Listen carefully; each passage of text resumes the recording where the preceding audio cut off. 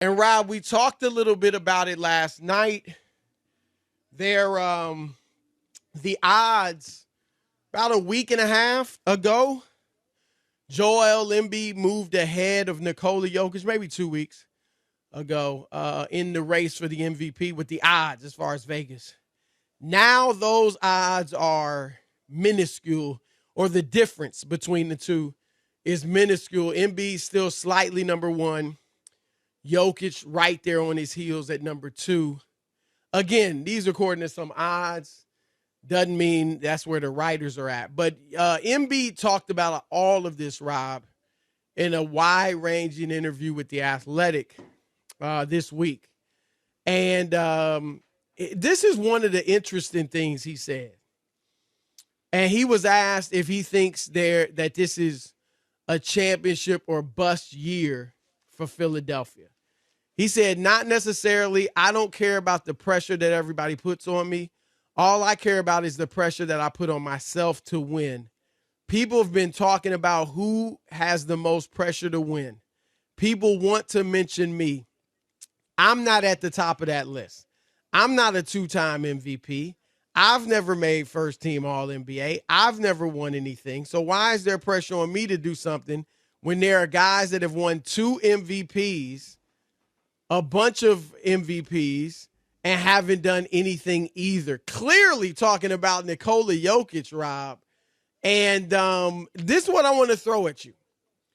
Who do you think this season has more pressure on them, this postseason, I should say, has more pressure on them to win the championship? Joel Embiid or Nikola Jokic? Joel Embiid. He was talking about you. Yep. So give me a reason why. James Harden is only getting older and more broken down, so his partner. Whereas I think Denver isn't going anywhere, or, like they're on their last leg. I think Philly could be on its last leg with James Harden not being the same player, always getting injured. I just think as time goes on, you have less and less. So I think at some point you want to cash in and win that championship. And I don't think people look at Denver that way. I just don't. Like, they have a good team. They have the number 1 seed in the West.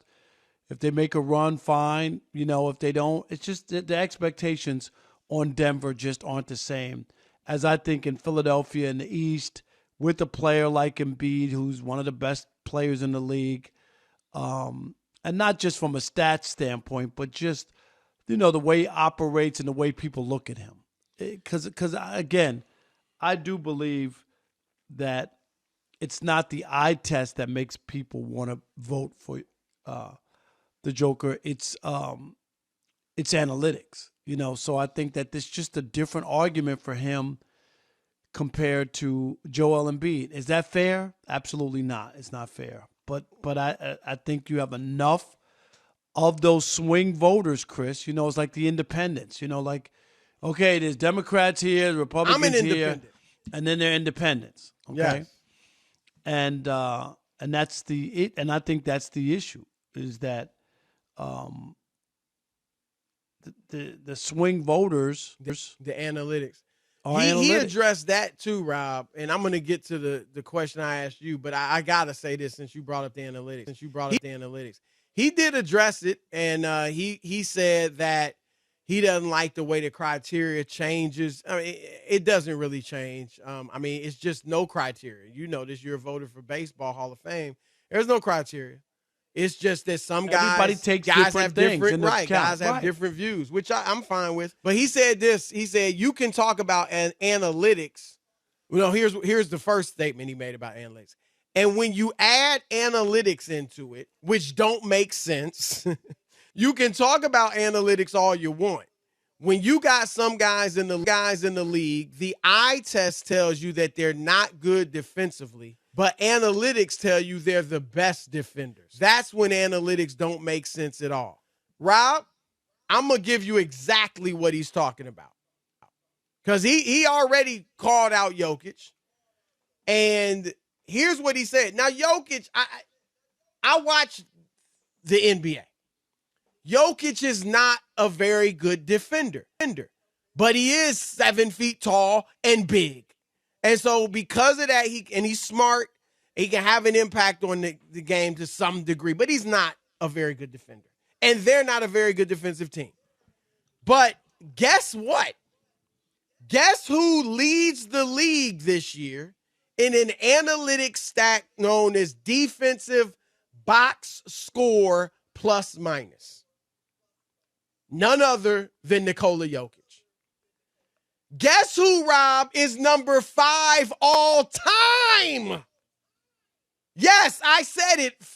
Number 5 all time in defensive box score plus minus. Yes, Nikola Jokic, right behind Draymond Green, Mark Eaton, Nate McMillan, and the Admiral David Robinson.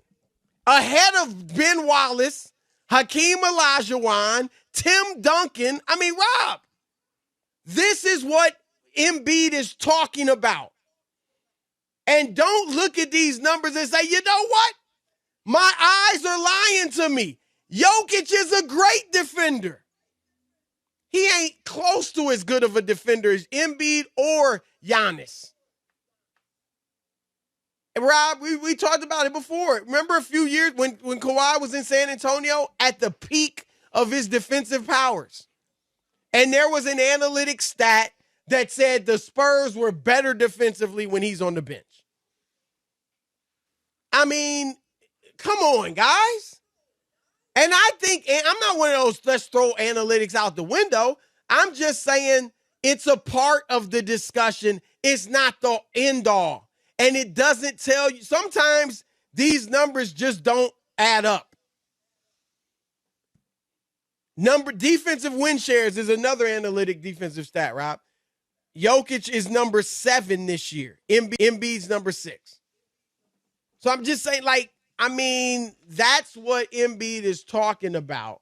And to your point that you've made repeatedly, some of these voters that really rely heavily on the analytics, Rob, they're going to say, when I say part of why I feel like Embiid would be ahead of Jokic is because Embiid is a far better defender. Not just better, far better defender.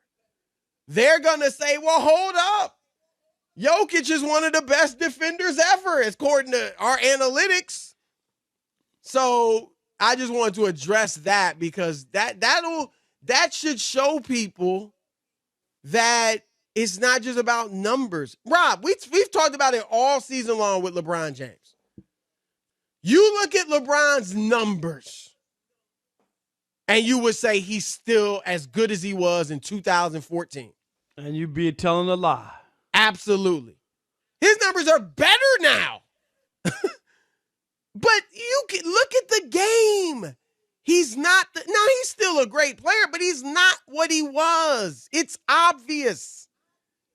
You can't just go by numbers. But anyway, I'm going to say this first. When I look at Philadelphia, Rob, the player that I put the most pressure on to win this championship this year is not Joel Embiid. It's James Harden. It's James Harden. I think there is more pressure on Harden to help Philadelphia win the championship than Embiid. Now, I get it. Embiid is their best player. Be on him, might though. be the MVP. I know what you're saying, but because it's on him, though. He's best, but we're not questioning whether or not Joel Embiid is going to show up in the playoffs. We're questioning that with James Harden, and he's running out of time.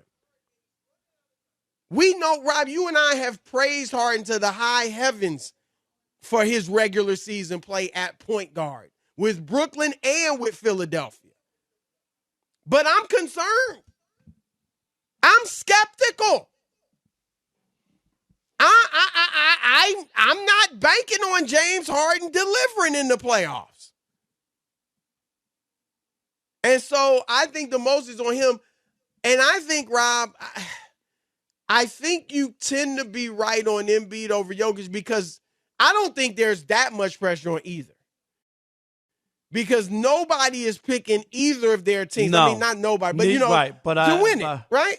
I totally expect agree. Giannis or Milwaukee or Boston to win these.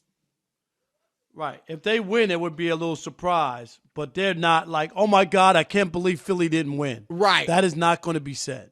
Right. And the same for Denver. Right. I mean, they're the number 1 seed, but if they don't win it, nobody win the West.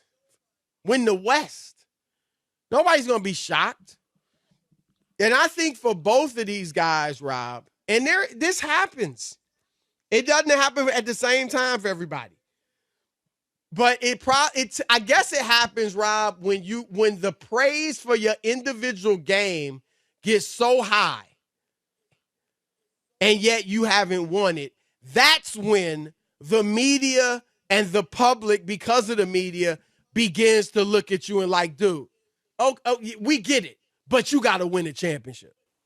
Like Jordan, Rob, I know he won an MVP, his third or fourth year, I think.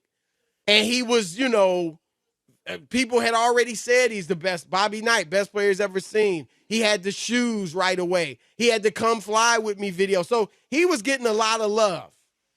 And people, as we've said before, were like, all I see is Bird and Magic in June. I don't see Michael Jordan. I mean, Michael was ridiculed, and people think that he had a smooth sailing, Chris, like everybody was on board. They were like, he doesn't make anybody better. That's good. Score 63 points against the Celtics. You lost. Right. Like he that didn't was even the win a game that series. Exactly. It wasn't like, oh, my God, he's the GOAT. Look at what he did, and he's the best player and all that. There was a lot of other stuff that Michael went through before he had to finally push through. Rob, we know LeBron went through it. Giannis. Remember the way people felt about Giannis when they got beat by Miami in the playoffs? They were trashing he wins Giannis. MVP. Yeah, he's robbing. MVP, but he's come not on, a bad man. He's not a bad man. Robbing. He's a Robin. That's what we heard. Absolutely. And I think, Rob, Embiid and Jokic hadn't really faced any criticism. Embiid has faced a little bit. And I think, Rob, after this season, when neither of them win the championship, as far as I'm predicting, that's when the criticism will ratchet up. Embiid, if he wins MVP and doesn't win the championship, next year it'll be like, yeah, you're great, but Giannis is one. These other guys have won. What are you going to do? And if Jokic, Rob, I think finally, if they don't win it this year, I think because of some of the I guess, pushback on the analytics and the media, I do think now people are going to be like, you're great in the regular season, but can you win? Now, let me ask you this. If they won, Denver, say, they won. That would have a total, and he won the MVP, would have a totally different, now you would look if he at him, wins MVP, and whether he does that or not, if he wins the championship, Rob, honestly, if he wins the championship, I think the talk will start to be like, and I'm not saying people will say where yet, but where does he rank as an all-time great center? Like, who's better than him? Because we know his numbers are, spectacular. And if he can follow that up with a championship, I think that, and again, I'm not saying where people would say, "Oh, he's the third best center ever," or anything like that. But I think it would begin to move to, okay, this guy's historically great. Right. And it would change the way people are talking about totally. him. It just because people aren't talking about him other than him maybe winning MVP. You know what I'm saying? Right. There would be a different conversation. Absolutely.